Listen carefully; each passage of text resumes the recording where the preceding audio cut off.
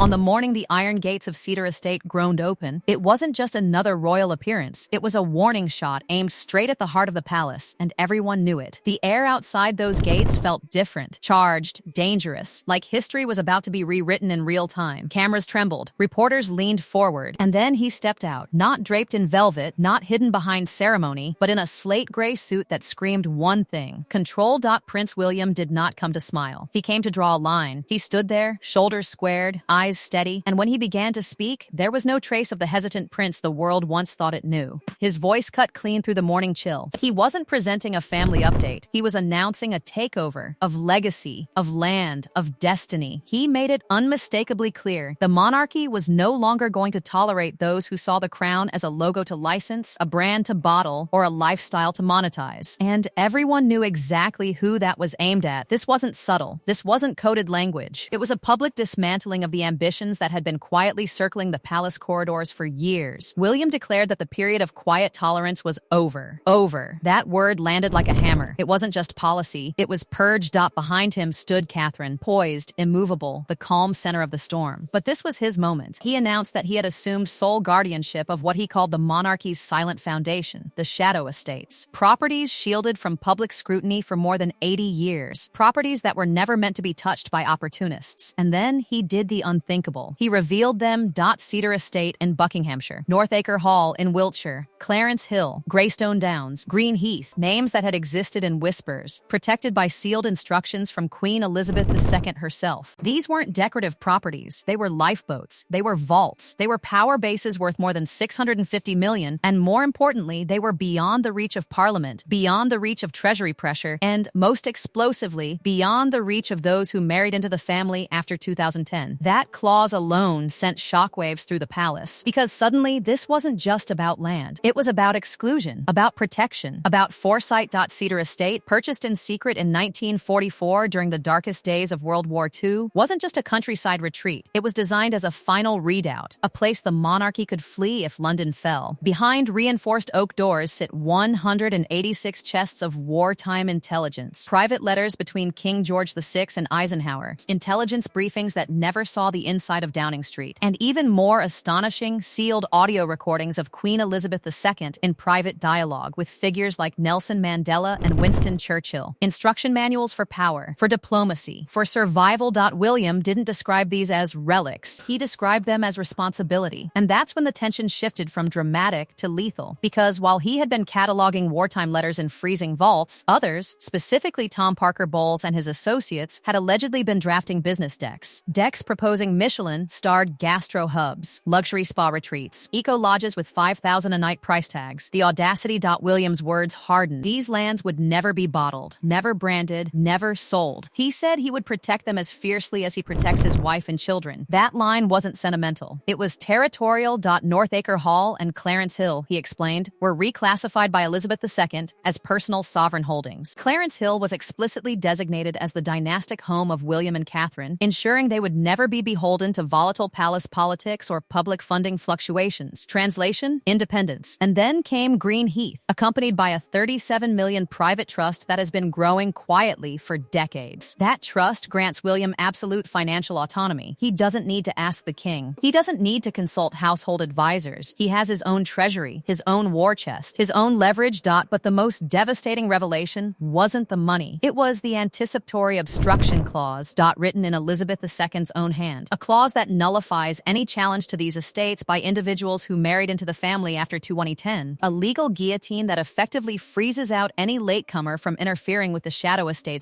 It was foresight bordering on prophecy. William didn't need to name anyone. The implication hung thick in the air. He spoke not as a celebrity prince, but as a steward of soil, of silence, of continuity. He described himself not as owner, but guardian. The language was deliberate. Ownership can be sold. Guardianship cannot. And then he turned to Catherine. When he said he did not stand alone, the cameras zoomed in. The partnership, he emphasized, was the foundation of this new order. Catherine wasn't just beside him. She was architect of the Green Heath Royal Future Trust, transforming it from a quiet financial buffer into an engine for environmental education and child rehabilitation. But while others chased brand deals, she was building permanence. He made it clear that Catherine is not a decorative consort. She is co-guardian. She has reviewed educational mandates left by the Queen. She has protected Prince George, Princess Charlotte, and Prince Prince Louis from the chaos swirling around them. In elevating her publicly, he wasn't just expressing pride, he was drawing a contrast. One woman represents permanence, the other represents transaction, and that contrast became impossible to ignore. Behind the scenes, alliances were shifting. Princess Anne emerged as William's institutional anchor, the keeper of Elizabeth II's most private observations. Together, William and Anne reportedly unearthed intelligence pointing to a defunct Luxembourg holding company, Hill and Crown Limited, allegedly tied to efforts to secure secret leases on Clarence Hill orchards and Greystone Downs using shell companies. The goal? To franchise the Windsor experience to elite investors in the way and private equity circles in Paris. If true, it wasn't modernization, it was monetization. William revealed that after the Queen's death, pressure mounted to modernize stewardship of the estates through public-private partnerships. Shared control over the Greenheath Trust was allegedly floated, but Anne's discovery of the anticipatory obstruction clause detonated that conversation before it could mature. A private dinner in November 2025 reportedly became the breaking point. When the argument turned to revenue streams, William's alleged ultimatum entered palace legend. If you want to be a CEO, leave this house. If you want to be a queen, respect the silence. That word keeps echoing, because this entire declaration wasn't loud in the way tabloids are loud. It was controlled, strategic, ruthless in its restraint. King Charles III, according to sources, was presented with the Hill and Crown dossier and responded with a sovereign warning. Any attempt to undermine Elizabeth's will would be an act of sedition against the crown itself. And just like that, the faction that thought it could commercialize heritage found itself isolated within the very institution it tried to reshape. Public reaction? Explosive. The British public, already strained by economic uncertainty, did not take kindly to whispers of franchising the Queen's memory. Protests flared near Tom Parker Bowles's offices. Hashtags trended. Meanwhile, William, Catherine, and Anne were hailed as defenders, not glamorous royals, defenders. By reclaiming the Shadow estates publicly, William didn't just secure land, he secured narrative. He transformed secret assets into symbols of moral resistance. And as the smoke of that February morning settled, one thing was unmistakable. This was no longer the era of passive heirs waiting politely for their turn. This was the beginning of William's sovereignty. By the time the sun dipped behind the trees of Cedar Estate that historic day, something irreversible had happened. The monarchy hadn't just defended itself, it had repositioned itself. And at the center of that shift stood William, no longer a prince in waiting, but a man who had quietly constructed an independent command center behind centuries-old stone walls. The Shadow Estates were no longer rumors whispered in aristocratic corridors. They were strongholds. And William had the keys. With Cedar Estate functioning as an intelligence archive and Northacre Hall generating agricultural revenues that flow directly into sovereign trusts, William now operates with a financial autonomy unseen in modern royal history. The $37 million Greenheath Trust alone grants him independent funding streams for environmental diplomacy, security, and youth initiatives. He does not need treasury approval. He does not need household consensus. He has liquidity, land, and legitimacy. That changes everything. Because influence within royal structures has always been tied to access. Access to budgets, access to patronage networks, access to advisory channels. For years, Queen Camilla's influence reportedly flowed through her proximity to the king's household machinery. But once William consolidated the Shadow Estates into covenant trusts under his sole guardianship, that leverage evaporated. It wasn't dramatic, it was surgical. Sources describe private briefings with members of the Privy Council where William articulated his philosophy with chilling clarity. He does not see himself as a celebrity figurehead. He sees himself as a firewall, a barrier between short-term noise and long-term legacy. His refusal to engage in oversharing, to compete in the arena of brand culture, has only amplified the mystique around him. While others monetize proximity to royalty, he monetizes nothing, and in that restraint lies power.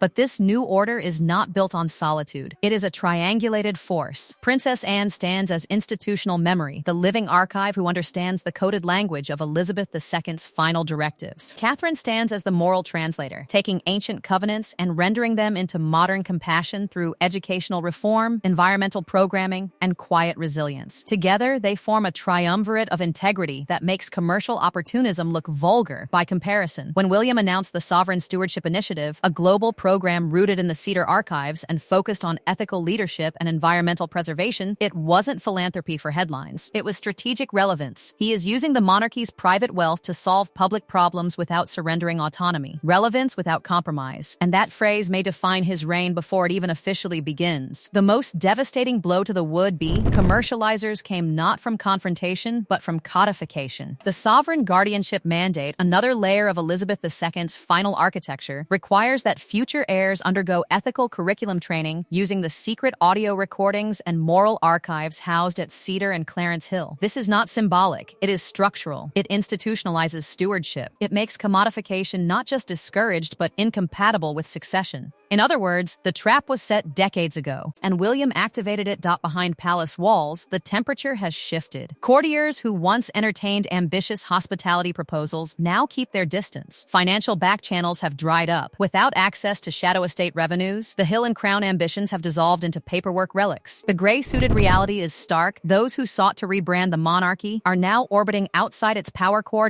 Isolation can be colder than exile. Not that line has already entered political folklore. It encapsulates the tension of this entire saga. Merchants versus guardians. Noise versus silence. Transaction versus stewardship. What began as whispers of commercial trespass has ended in structural insulation. The Windsor firewall now stands reinforced, not by secrecy alone, but by public transparency regarding its existence. By revealing the shadow estates, William neutralized speculation and weaponized legitimacy. He has secured financial independence, moral authority, and generational continuity in one coordinated sequence. The Windsor Purge of 2026, as some are already calling it, was not loud. It was deliberate. It was not fueled by rage, but by design. The monarchy stopped apologizing for its existence and began defending its essence. And in doing so, William achieved something rare in modern leadership. He made restraint feel revolutionary. The gates of Cedar Estate have closed again, but they no longer guard mystery. They guard mandate. Behind them lies an intelligence archive, a treasury buffer, an ethical curriculum, and a vision calibrated decades in advance. The future king has not yet worn the crown, but he is already holding it steady. And this time, no one is mistaking his silence for weakness. His silence for weakness. His silence for weakness. His